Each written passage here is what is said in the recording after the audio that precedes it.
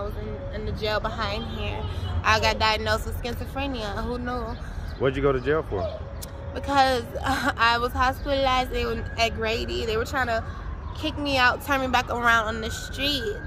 And like, I'm a young girl going through a psychosis episode, delusional. I'm hungry, I'm tired, I just want to go to sleep, I just want to eat, and like, I'm coming to you for help, and they're trying to turn me back on the streets. It's almost night. It's dark outside. So I was like, God, I don't know what else I'm gonna do. It was desperation, but like, I just caused a disruption. Like, I kind of caused a little disturbance so that I could go somewhere, you know, that wasn't the streets. Because, you know, in Atlanta, we have like a bunch of very sketchy people on our streets, especially at night. For people as a whole, it's dangerous, but especially like, absolutely, you know, you have certain factors where more people are at more risk, more vulnerable out on the streets than others. So I mean, why not go back home? I decided. What's up, YouTube? Thank you for liking, subscribing, and sharing. Listen, if you want to support the channel financially, hit the super thanks button. Any amount is much appreciated. Now back to the content. What's up, YouTube? Atlanta Street Interviews, out here with another one. So we got a young lady out here today. How you doing today, miss? How you do? I'm doing good. I'm doing good. You have a beautiful smile. Thank you. Absolutely. All right. And so, are you homeless? You.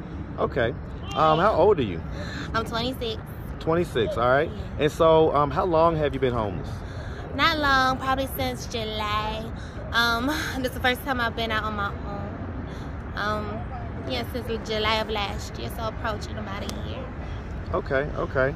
What was it that happened in July of last year that made you become homeless? Mental stuff. I had a mental freaking breakdown.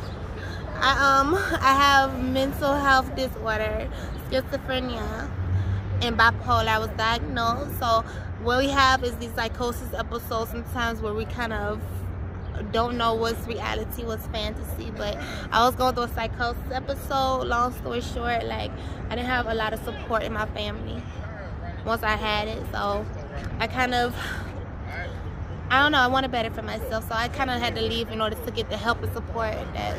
Who was you staying with? My parents, both of them. Okay. And my little brother. I have a baby brother as well. Okay, so you say both of them, was that in the same house or that was two different households? In the same house. Okay. Yes. Okay. I raised them for the first 5 years of his life, but you know, now I gotta do something for me. Okay, all right. Do you have any kids? None of my own yet. I'm with child. You're with child right now? I am. Okay, congratulations. Thank you. All right, and so, have you ever been married? It's a long story short, but yes. Okay, tell us. Yes, but it, Are you still legally married? Yes, I am. What age did you get married at? Not long ago. It was kind of on the whim thing. A what? It was on the whim thing. On the whim? Okay, so when did you get married? This year. What month?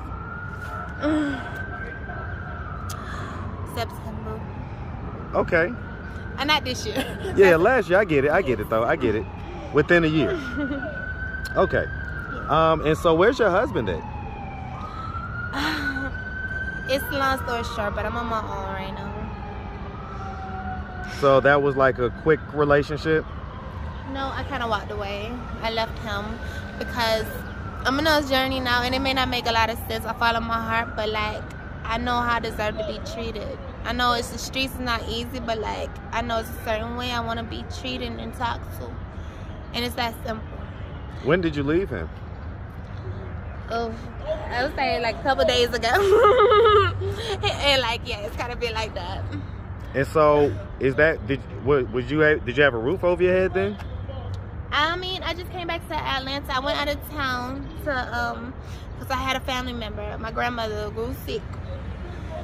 I had to go out of town. So where'd you go? Take care of her, Columbus, Georgia. Shout out Columbus, Georgia, man, for sure. And Phoenix City, Alabama, on both of those. Right.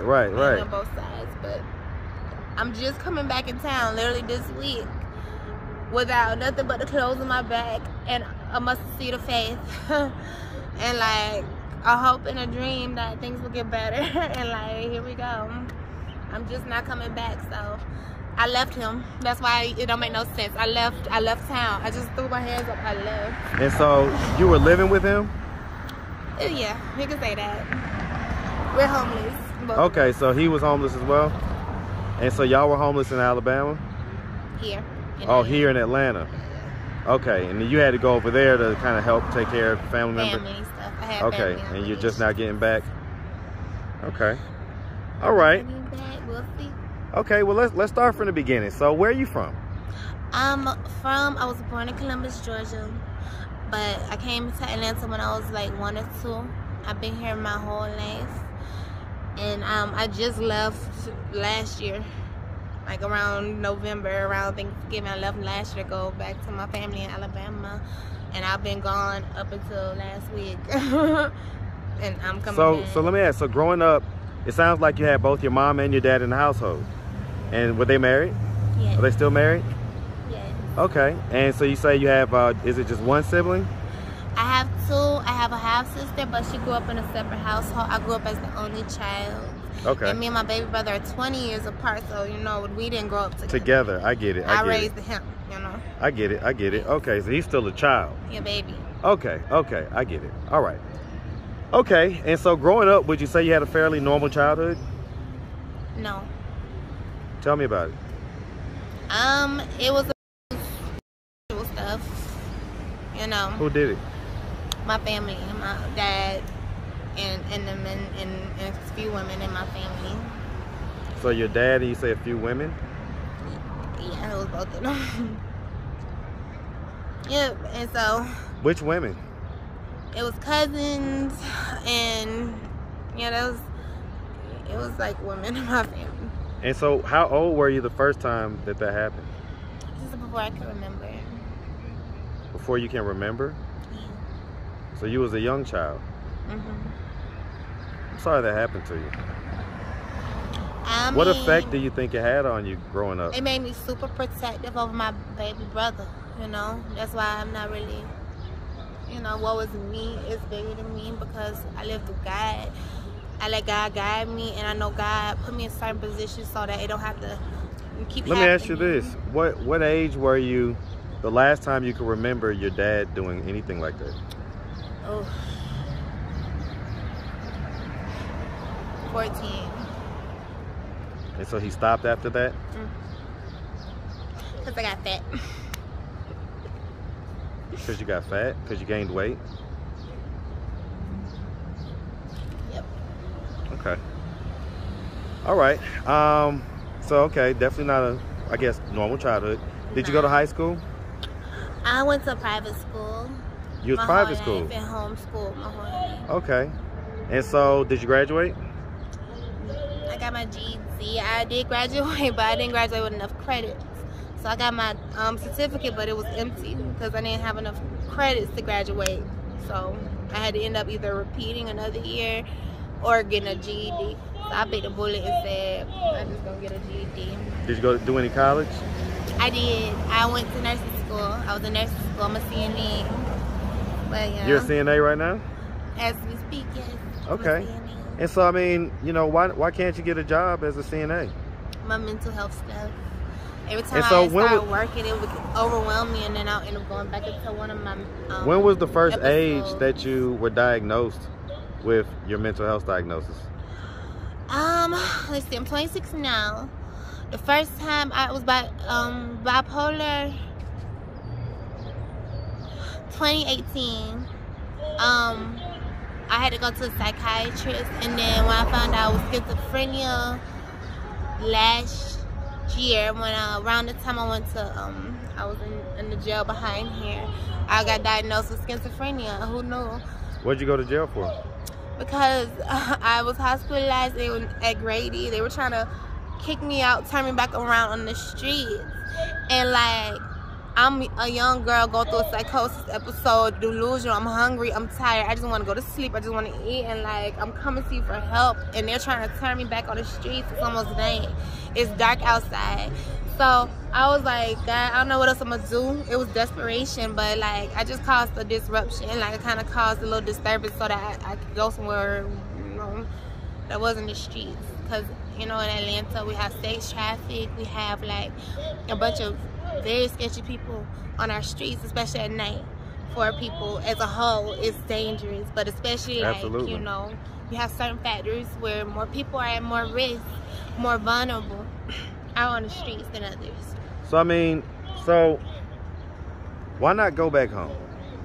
I decided and made a vow to myself that I want to go towards a healthy home of my own where I'm able to heal.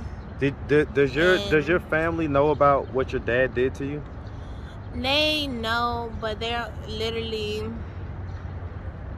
it's like one of those brush under the rug things. And nobody, you know. Your mom knows?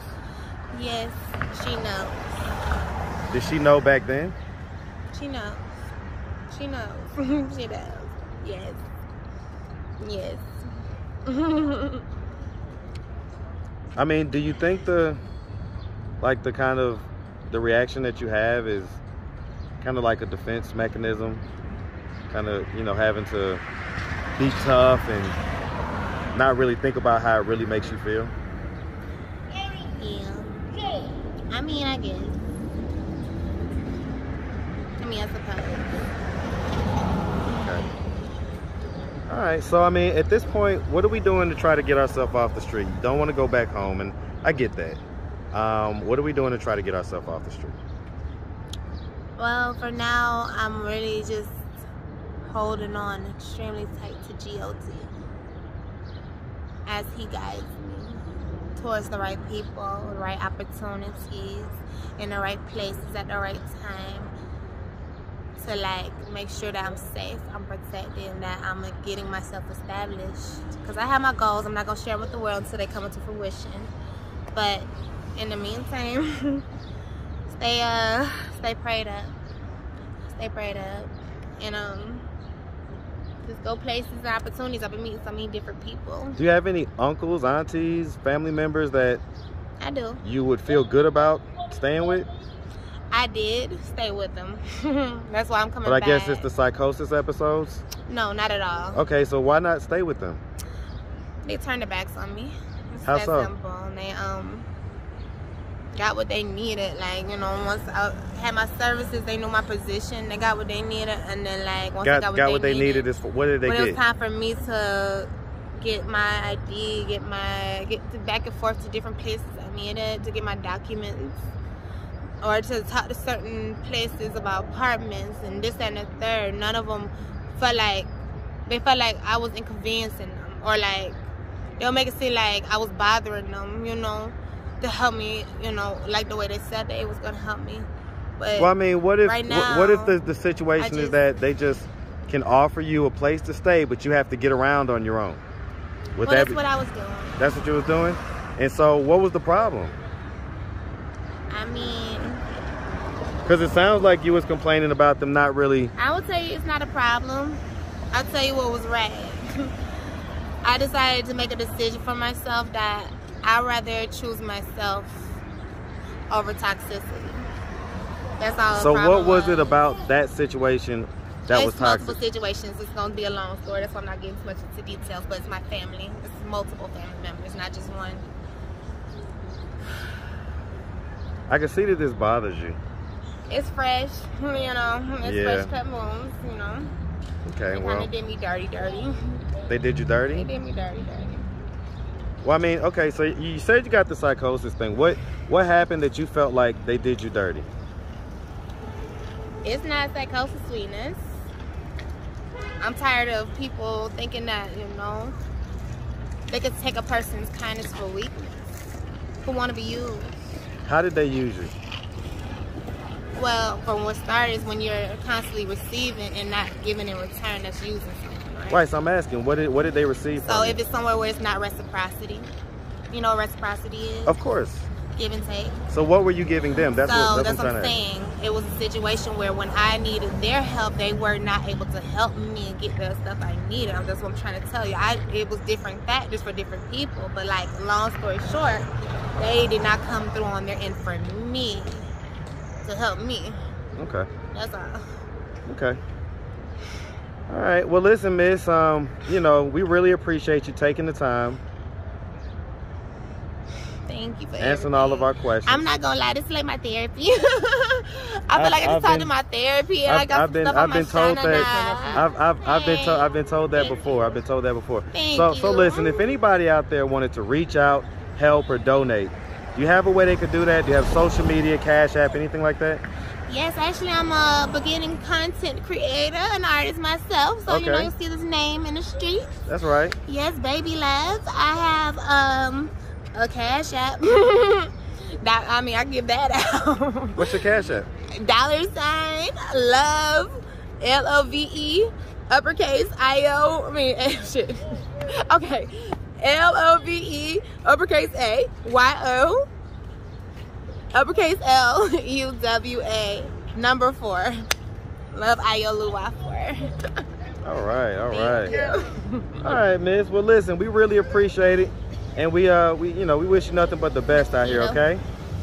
Thank you so much for your time. All right, you have a good one, sweetie.